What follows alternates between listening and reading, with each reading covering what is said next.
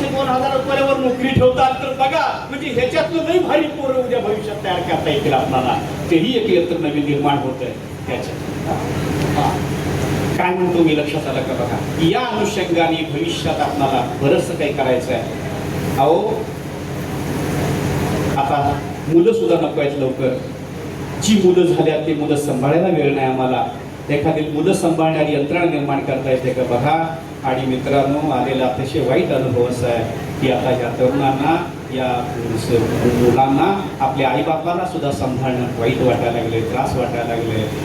आता आश्रमशाळा, वृद्धाश्रम सुद्धा हळूहळू वाढवावी लागणार आहेत. त्यामुळं या अनुषंगाने अनेक सोर्सेस तुमच्या पुढे आहेत. या अनुषंगाने तुम्ही काय करू शकता बघा. हे सगळं व्हा, खूप खूप शिका मित्रांनो. डॉक्टर, इंजिनियर व्हा, पण आईवडिलांना विसरू नका.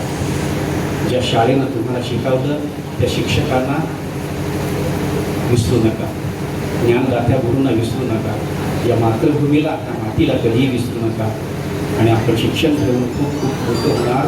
माझी शेवटची अपेक्षा आहे, आपण शिकून भविष्यामध्ये डॉक्टर, इंजिनियर व्हालच, पण एक माणूस बनावा अशा प्रकारची अपेक्षा व्यक्त करतो. आणि आपण सांगतो. जय हिंद.